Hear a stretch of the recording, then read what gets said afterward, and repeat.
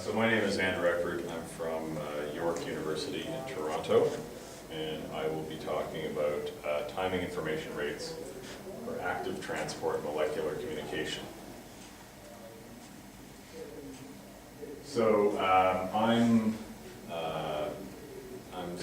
also sort of a stranger to this community. I come at these types of problems from the perspective of traditional information theory, so mainstream information theory. So in my field, most of the problems that we discuss concern communication that is in some way electromagnetic. So for example, in wireless communications, we're dealing with EM waves in free space. In wireline communications, we're dealing with voltages and currents, and even in optical communication, we're using photons. So all of these are electrical types of communication. But what I'm interested in is I'm interested in examining communications techniques that are more appropriate for nanoscale. So I use, whenever I give this talk, I often talk about nanoscale, but this is not necessarily always the case. It can be microscale. Basically, at the scale of cells, of individual cells and smaller, the question is, are these techniques appropriate? So EM communication generally implies a significant energy and complexity cost. So, I mean, radios have a certain minimal complexity to them. Electrical signal processing generally has a certain amount of complexity associated with it. And even if these problems can be overcome, electrical communication is inappropriate in some contexts. So for instance, if you're immersed in a conducting fluid, so for example blood, electrical and electromagnetic communication generally does not work too well. So the question is, what other communications paradigms might work? So if we look at nature, and this is a very, not necessarily a biological project, but definitely a bio-inspired project. So if we look to nature for an idea as to how to communicate, well, there do exist nanoscale devices or microscale devices in nature, and these are what they look like. So bacteria have evolved ways of communicating amongst themselves, even though bacteria are individual, independent organisms, they can still communicate among each other and perform some rudimentary tasks. So one example of that is called quorum sensing.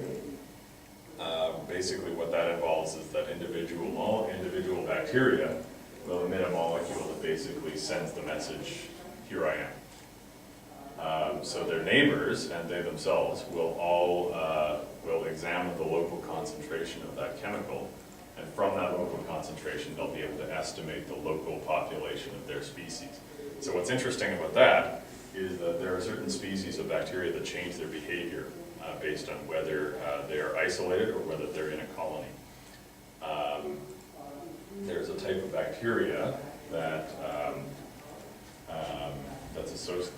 that's in symbiosis with a species of fish. I can't remember the species of fish, but basically these bacteria will float around in isolation until they detect that they are in a local concentration of their own members, which is usually when they're in a certain place on the fish.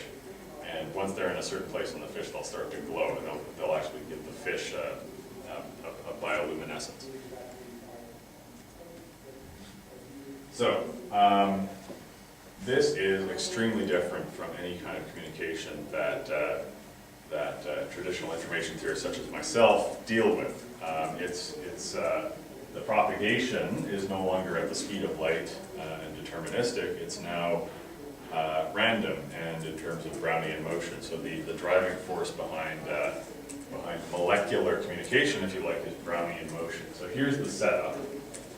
I call this one-dimensional Brownian motion, although you can see here that it's actually in 2 dimensions. It's sort of on a plane, and in fact it could be in 3 dimensions. I call it one-dimensional because here's what we have. We have a transmitter, which is located at a point right here, and a receiver which occupies this plane over here. So all that really matters is distance to this plane. So that's a single dimension in space. So what's going to happen is that molecules are released by this point transmitter, and they will propagate randomly towards the receiver like this. So this is a random walk. It's governed by the rules of Brownian motion. There are various features that this walk can have. It can have a certain drift. In fact, in this case, the walk is obviously biased in the direction of the receiver, because even though this walk is somewhat random, it tends to be walking towards the receiver at all times. It need not be that way. It can actually be biased. There are interesting problems where the walk is actually biased against the receiver, where it tends to be in the other direction. There are a lot of features of this walk. There are a lot of parameters of this walk that are interesting, such as the constant of diffusion within the fluid, the dimensions of this receiver. We need not have one-dimensional Brownian motion. We can have multi-dimensional, in which case there's a probability that this particle will get lost. It turns out that in one dimension, that probability is 0, but in 2 dimensions and higher, that particle can actually get lost and never arrive. So there are various ways in which this motion can be parameterized. And in particular, it can be constrained. So for instance, we can have barriers on either side here that this particle will bounce off of as it travels from transmitter to receiver. So there are a lot of ways to imagine how this motion will occur.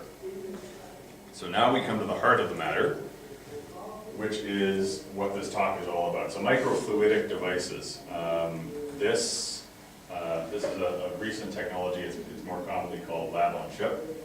So what we basically have are etched channels, usually in glass or some kind of similar medium, through which chemicals are intended to propagate, and these etched channels are controlled in certain ways so as to influence certain kinds of chemical reactions, so as to very rapidly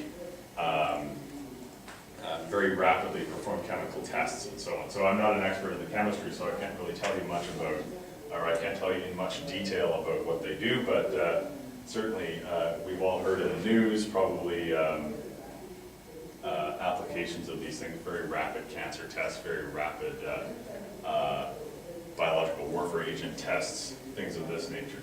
So one interesting feature of this kind of device is that it turns out to be very difficult to do both chemistry and electrical signal processing on the same device. And you can see why. It's because this is basically just a piece of glass.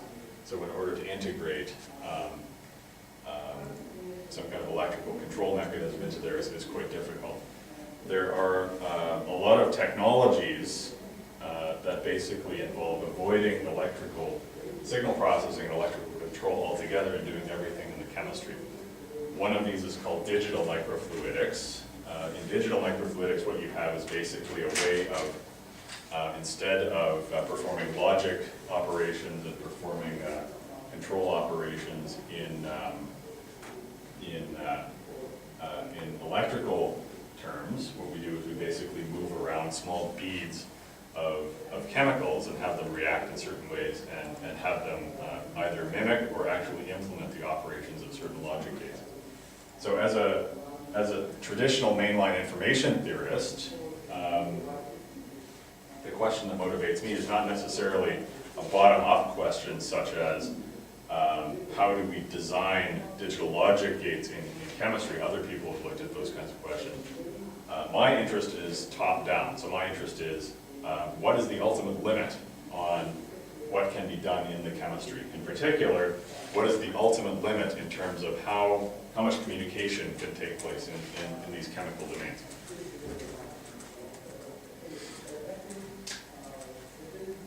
So the other feature of this work is that we're not just looking at microfluidics in lab-on-chip type devices, we're looking at microfluidics with active transfer. So we heard Sanjay say a little bit in his talk about kinesin. So this is a representation of a kinesin molecule on a microtubule. So I won't, because Sanjay did an excellent job describing it, and I'm no chemist, I'm not going to say too much about how this works, except to say that